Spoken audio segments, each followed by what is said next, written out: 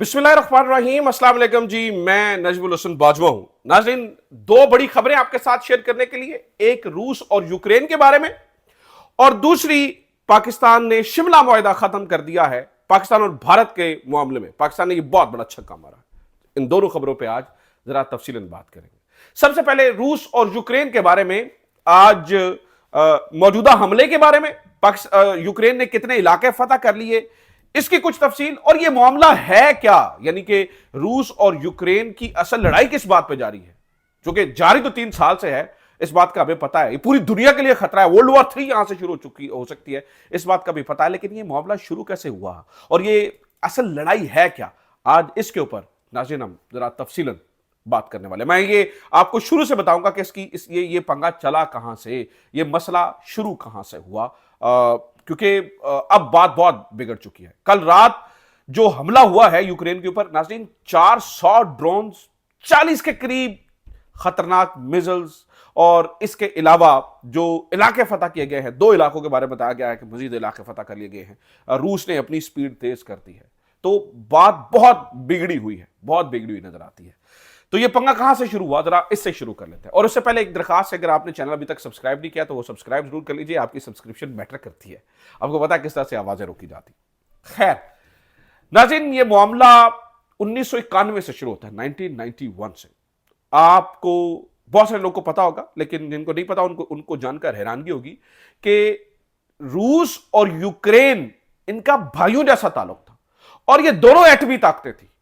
Ukraine के पास भी एटमी हथियार थे और रूस के पास भी एटमी हथियार थे। असल में 1991 से पहले ये सोवियत यूनियन के अंडर आते थे। सोवियत यूनियन में सबसे बड़ा मुल्क रशिया था, और उसके बाद दूसरा बड़ा मुल्क यूक्रेन था, और बेलारूस, यानी, और सारी सेंट्रल एशिया, यानी जो सोवियत यूनियन थी वो इतनी बड़ी ताकत थी कि आधी दुनिया के ऊपर सोवियत यूनियन काबिज थी। सारा ईस्टर्न यूरोप, आपकी सेंट्रल एशियन सारी रियासतें, कजाकिस्तान, तुर्कमेनिस्तान, आजरबाईजान, सारी रियासतें इसके अंदर आती थी। और यहां पर अफगानिस्तान तक फैला हुआ था, वहां पर सारे यूरोप तक फैला हुआ था, और ऊपर रशिया सारा। तो 1991 में बहुत सारी वजूहात की बुनियाद के ऊपर, उसके ऊपर हम बाद में डिस्कस करेंगे नाज़रीन, ये जो सोवियत यूनियन है ये टूट जाता है, और सोवियत यूनियन के टूटने से बहुत सारी रियासतें आजाद हो जाती है। उन्हीं में रशिया और यूक्रेन भी अलग हो जाते हैं, और बेलारूस भी अलग हो जाते हैं। तो यूक्रेन को 1991 में आजादी मिल जाती है, लेकिन यहां पर मौजूद लोग, मौजूद हुकूमत अभी भी हमेशा से प्रो रशिया ही रहती है। लेकिन यूक्रेन चूंकि एक एटमी ताकत था, और रूस और यूक्रेन पास पास में एटमी ताकत होना, ये रशिया के जरा कान इसके ऊपर खड़े होते हैं, और ये अमेरिका को एतमाद में लेता है, बरतानिया को एतमाद में लेता है, और यूक्रेन को इस बात पे 1994 में कन्विंस किया जाता है कि भाई, अगर आप अपने एटमी हथियार रूस के हवाले कर देते हैं तो आपके तहफ़्फ़ुज़ की हमेशा जमानत दी जाएगी। तो 1994 में यूक्रेन एक सबसे बड़ी बेवकूफी करता है और अपने एटमी हथियारों को रूस के हवाले कर देता है। उसके बाद रूस इसकी मुकम्मल जो है ना वो सिक्योरिटी की गारंटी भी लेता है, और यूक्रेन इसकी मुकम्मल छत्र छाया में चला जाता है। मामला चलते रहते हैं, सब कुछ ठीक ठाक रहता है। 1994 से मामला आ जाता है नाज़रीन 2004 तक। आपने याद रखना है कि यहां पर हमेशा से प्रो रशिया गवर्नमेंट रही है। यूक्रेन और रशियन भाई भाई तस्वुर किए जाते हैं, भाइयों जैसे ताल्लुकात, बरादराना ताल्लुकात। बल्कि यूक्रेन के बहुत बड़े इलाकों में रूसी बोलने वाले, यानी कि रूसी जबान बोली जाती थी, और रूसी बोलने वाले रूसी नस्ल लोग ज्यादा रहते थे, खासतौर पर डॉनबास, क्रीमिया, इन सारे इलाकों में रशियन लोगों की बहुत बड़ी तादाद रहती थी। 2004 में नाज़रीन एक अनोखा काम होता है, और होता यह है कि 2004 में ऑरेंज इनकलाब आ जाता है, और ऑरेंज इनकलाब में रूस के लोग यूक्रेन के लोग खड़े हो जाते हैं, और वो कहते हैं कि जनाब, हमें प्रो रशिया गवर्नमेंट नहीं चाहिए। हमने अगर तरक्की करनी है तो हमें मगरब की तरफ जाना पड़ेगा, मगरबी जमहूरियत की तरफ देखना पड़ेगा, उनके साथ ताल्लुकात को बहाल करना पड़ेगा, और हमें उस तरफ अपनी सिक्योरिटी को बढ़ाना पड़ेगा। हमें नेटो के अंदर शामिल होना पड़ेगा। नेटो जो है वो उसकी तरफ ही हमारी सिक्योरिटी की जमानत भी है, और उसी से हमारी मुआशी तरक्की भी है, और उसी से हम आगे बढ़ेंगे। ये बात नाज़रीन रशिया को किसी एक आंख नहीं बाती, क्योंकि रशिया ये समझता है कि अगर यूक्रेन नेटो के अंदर शामिल हो गया तो नेटो क्या करेगी, यानी यूक्रेन के अंदर आके हमारे पास नेटो के मिसाइल तैनात हो जाएंगे, रूस की सिक्योरिटी कॉम्प्रोमाइज हो जाएगी। 2004 में प्रो रशियन प्रेसिडेंट को फारिग किया जाता है नाज़रीन यहां से। और आप हैरान होंगे कि इसके बाद होता यह है, बड़ी एक अजीबोगरीब चीज, उसके बाद फौरी तौर पर मामला बिगड़ने की तरफ चले जाते हैं और जहां पर रूस से मोहब्बत पाई जाती थी वहीं पर यूक्रेन के अंदर एक नफरत सा माहौल शुरू हो जाता है। मगरब की जमहूरियत की तरफ देखा जाता है, मगरब के नेटो की ताकत की तरफ देखा जाता है और यहां से मामला बिगड़ते चले जाते हैं। 2004 से मामला बिगड़ना शुरू होते हैं। खैर, रूस फाइट बैक करता है, एक कोल्ड वॉर सी सिचुएशन शुरू हो जाती है और फिर 2010-11 में दोबारा से रूसी नवाज सदर यहां पर आ जाता है और उसको दोबारा से 12-13 में वापस किया जाता है। जो यूक्रेनियन लोग हैं वो खड़े हो जाते हैं। इनफैक्ट इस पूरी सूरत हाल में जो यूक्रेन का इलाका डॉनबास है, जिसमें दोनेत्स्क और लुहांस्क के इलाके आते हैं, जहां पर रूसी नस्ल बोलने वाले लोग ज्यादा हैं, और क्रीमिया का बहुत बड़ा इलाका आता है नाज़रीन, यहां पर शोर शुरू हो जाती है और वो कहते हैं कि भाई हमें भी फिर यूक्रेन से आज़ादी चाहिए, हम रूस के साथ मिलना चाहते हैं या हम आज़ाद होना चाहते हैं, हमें यूक्रेन से आज़ादी चाहिए। तो ये बात बढ़ती बढ़ती बढ़ती बहुत दूर तक चली जाती है।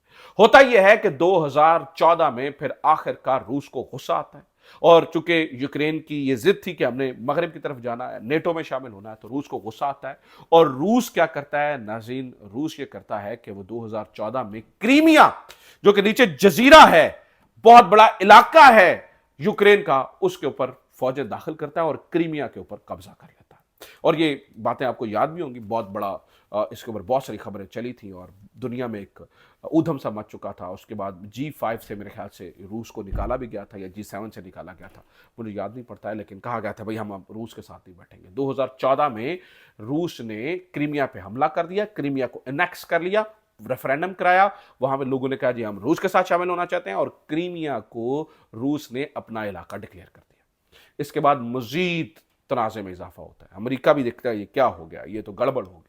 अमेरिका और जो मगरब है वो सपोर्ट करना शुरू करता है, यूक्रेन को बहुत सपोर्ट करता है और मामलात नाजरीन इतने करीब चले जाते हैं ज़ेलेंस्की के दौर में कि यूक्रेन नेटो में शामिल ही होने वाला होता है। ऐसे में रशिया ये कहता है कि अगर आप यूक्रेन को शामिल करेंगे तो फिर वर्ल्ड वॉर 3 शुरू होगी, फिर लड़ाई शुरू हो जाएगी, फिर मामला पीछे नहीं हटेगा।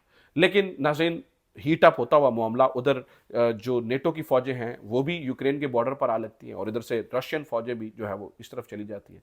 नेटो की फौजें अंदर दाखिल नहीं होती, सप्लाई सारी देती हैं लेकिन अंदर दाखिल नहीं होती। ऐसे में नाज़रीन 2022 में रशिया एक बहुत बड़ा इकदाम उठाता है और वो ये समझता है और वो ये कहता है कि भाई हम पूरे अब यूक्रेन पे कब्जा कर लेंगे, कम से कम जो कीव उनका दारुल हुकूमत है उस पर कब्जा करेंगे। आपने ये ज़हन में रखना है कि क्रीमिया ऑलरेडी रूस के कब्जे में जा चुका था। तो 2022 के अंदर रूस अपनी फौजें उतारता है और वो फौरी तौर पर जो डॉनबास के इलाके हैं उनको फतह करता है। क्रीमिया ऑलरेडी उनके पास था। इसके अलावा जनाब खार्किव, ज़रोपोवा, इसके अलावा इरबिन और कीव तक चला जाता है। कीव के दरवाजों पर समझे दस्तक देना शुरू हो जाता है। लेकिन नाज़रीन यहां पर होता है एक मोजज़ा यूक्रेन के लिए। यूक्रेन यानी रशिया ने प्लान किया था कि हम 7 दिन के अंदर कीव पे कब्जा कर लेंगे, लेकिन यहां पर होता है एक मोजज़ा, और मोजज़ा ये होता है कि यूक्रेनियन लोग अपनी एक ऐसी ताकत से सामने आते हैं और वो मुज़ाहमत करते हैं और वो रूस को पीछे धकेलते हैं, तो रूस को मजबूरन पीछे हटना पड़ता है।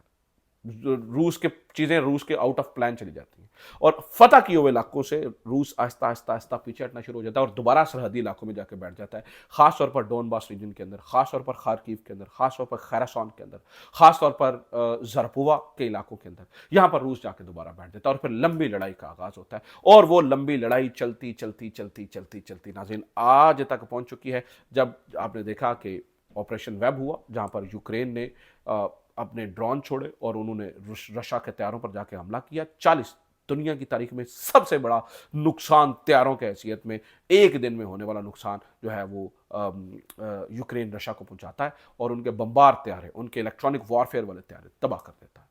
इस पर रूस को गुस्सा आता है और रूस कहता है कि अब हम बदला लेंगे और नाज़रीन एक नई लड़ाई का आगाज हो जाता है, जिससे जो अभी हालिया लड़ाई चल रही है, जिसमें अभी रूस दोबारा से इलाकों को फतह करना शुरू करता है और खास तौर पर जो वोल्डे और नोवपिल के इलाके हैं और सुमी के इलाके हैं, यहां पर रूस दोबारा से कब्जा करता है اور روس اس وقت شدید غصے میں ہے. روس کہہ رہا ہے بھائی ہم بدلا لیں گے, یہ جو جنگ چل رہی ہے یہ وہ پرانی جنگیں چل رہی ہے, یہ جو تم نے ہمارے ساتھ کیا ہے اس کا بدلہ ہم تم سے ٹھیک ٹھاک لیں گے. تو یہ ناظرین سارا معاملہ, مجھے امید ہے کہ یہ میں نے بڑا سمپلیفائی کر کے آپ کے سامنے رکھ دیا ہوگا, آپ کو اندازہ ہوگا کہ ان کا مسئلہ کیا ہے اور جنگ کی صورتحال کیا ہے, کون کون سے علاقے روس کے قبضے میں. اب تک پورے یوکرین کا 20% علاقہ رشیا کے قبضے میں چلا جا چکا ہے, جس کی تقریباً جو اگر آپ زمینی حساب سے دیکھیں تو تقریباً 1,13,000 مربع کلومیٹر کا علاقہ, 1,13,000 مربع کلومیٹر کا علاقہ جو ہے وہ اس وقت جو ہے وہ روس کے پاس ہے. یعنی کہ اگر میں اسے اس طرح سے سمجھاؤں, اگر پاکستان کے 8 حصے کیے جائیں, یعنی کہ زمینی وائز, یعنی اللہ معاف کرے حصے بکے کیے جائیں, زمینی وائز اگر پاکستان 8 حصوں میں اگر ہم زمینی وائز تقسیم کرتے ہیں تو سمجھ لیجیے ایک حصہ اتنی زمین کا علاقہ اس وقت یوکرین کی رشیا کے قبضے میں کے اندر ہے. اتنی بڑی زمین کے اوپر رشیا قابض ہو چکا ہے. تو یہ ہے صورتحال. آگے کیا ہوتا ہے, پورا یورپ کھڑا ہو گیا. میں خدا نخواستہ ورلڈ وار 3 کے بادل منڈلاتے دیکھ رہا ہوں دنیا کے اوپر, کہ آگے صورتحال بگڑتی چلی جائے گی. تو جناب یہ کہانی. اب آ جاتے ہیں دوسرے طرف کہ پاکستان نے شملہ معاہدے کو ختم کر دیا. شملہ معاہدہ, دس از ویری امپورٹنٹ ناظرین, یہ بھی ذرا میں آپ کو تاریخی پس منظر کے ساتھ سمجھا دوں, اس سے چیزیں آپ کو جو ہے نا وہ ذرا اچھے طریقے سے سمجھ آ جائیں گی. ناظرین, رشیا اور پاکستان اور انڈیا 1971 کی وار ایک بہت بڑا ڈیزاسٹر پاکستان کے لیے ہوتا ہے. 1971 کی وار میں پاکستان نہ صرف مشرقی سرحد پہ یعنی ہارتا ہے, یعنی کہ بنگلہ دیش ہم سے الگ ہو جاتا ہے, مشرقی پاکستان, بلکہ پاکستان مغربی سرحد کے اوپر بھی بہت بری طریقے سے شکست کھاتا ہے. یہ سچی بات ہے. 5800 مربع کلومیٹر کا علاقہ بھارت کے قبضے میں چلا جاتا ہے. 93,000 سولجرز, 93,000 سولجرز, کچھ لوگ کہتے ہیں 40,000 ہیں, باقی وہ نیم فوجی دستے تھے, چلیں جو بھی ہے, لیکن 93,000 پاکستانی فوجی اور نیم فوجی دستے بھارت کی جیلوں میں چلے جاتے ہیں. اور پاکستان بھی کچھ علاقوں پہ قبضہ کرتا ہے, 500 مربع کلومیٹر کے علاقوں پر پاکستان بھی قبضہ کر لیتا ہے, لیکن انہوں نے 5800 اور خاص طور پر چھم جیسے علاقوں پر پاکستان نے قبضہ کیا ہوا تھا تب بھی, یعنی کہ یہ 1971 میں پاکستان قبضہ کرتا ہے. اب ناظرین, جب پاکستان اور بھارت ٹیبل پر بیٹھتے ہیں تو ایک معاہدہ ہوتا ہے, اس معاہدے کے نام ہے شملہ معاہدہ, جس کے بارے میں بہت سارے لوگوں نے بعد میں مشہور کیا کہ بھٹو زمین پر جنگ ہار گیا لیکن ٹیبل پر جنگ جیت کر اٹھا. وہ کس طرح سے؟ 93,000 فوجیوں کو پاکستان واپس لے آتا ہے, 5800 مربع کلومیٹر زمین واپس لے لیتا ہے, اور اس کے بدلے میں 2 چیزیں پاکستان مانتا ہے. ایک تو چلیں وہ مشرقی پاکستان الگ ہو گیا, لیکن اور چھم کا علاقہ بھی واپس نہیں کرتا ہے, لیکن 2 چیزیں مانتا ہے. نمبر 1, ہم LOC بنائیں گے, یعنی سرحدوں کا احترام کریں گے, جو بن گیا ہے اب اس کے اوپر ہی ہم ایک دوسرے کی خلاف ورزی نہیں کریں گے. اور دوسرا, ہم کشمیر یعنی کوئی بھی جو معاملہ ہے وہ بائیلیٹرل حل کریں گے, تیسرے فریق کو نہیں لے کے آئیں گے, خاص طور پر UNO کو نہیں ڈالیں گے اپنے معاملے میں. انڈیا کی جیت اس چیز سے ہو جاتی ہے کہ کشمیر کا معاملہ انٹرنیشنل لاء سے ختم ہو کر لوکل مسئلہ رہ جاتا. اس کے بعد پاکستان جب بھی گیا انٹرنیشنلی تو کہا گیا کہ بھائی آپ کا تو آپس میں معاہدہ. آج ناظرین پاکستان نے, اگر جنگ میں یہ سوچ رہا تھا یہ معاہدہ ختم ہو جاتا تو پاکستان کو بڑا نقصان ہوتا, وہ فوجیں داخل کر سکتے تھے, لیکن چونکہ جنگ ختم ہوگی پاکستان نے یہ معاملہ, یہ شملہ معاہدہ ختم کر دیا. اب ناظرین پاکستان کی جیت ہے. کس طرح سے؟ پاکستان نے تو آلریڈی سب کچھ واپس لے لیا ہوا ہے, لیکن اب جو LOC ہے وہ ختم ہو چکی ہے, وہ عارضی جنگ بندی لائن بن گیا ہے. There is no LOC between Pakistan and India right now. اس کا مطلب یہ ہے کہ پاکستان اگر کسی بھی جگہ پہ داخل ہو جاتا ہے, پاکستانی فوج کسی بھی جگہ میں داخل ہوتی ہے تو اس کے اوپر کوئی انٹرنیشنل کوئی لا نہیں لگتا ہے, کوئی ایسا نہیں ہے کہ وہ کیوں نہیں داخل ہو سکتے. پاکستان کا اختیار ہے, وہ داخل ہو سکتا ہے. اور دوسرا معاملہ, کشمیر کا معاملہ انٹرنیشنلائز ہو گیا ہے. اب جیسے ڈونلڈ ٹرمپ کہہ رہے ہیں میں میڈیشن کر رہا ہوں, پاکستان اور بھارت میڈیشن کے لیے جا سکتے ہیں, اور پاکستان اور بھارت کو کوئی بھی اب یہ نہیں کہہ سکتا کہ بھائی آپ نے تو وہ انٹرنیشنل, آپ نے تو تھرڈ بندہ لے کے نہیں آ رہا ہے. تو یہ پاکستان کی بہت بڑی فتح ہوئی. یہ 2 بڑی خبریں, امید کرتا ہوں دونوں آپ کے لیے انفارمیٹیو رہی ہوں گی. اپنا خیال رکھیں, خدا حافظ. پاکستان زندہ باد.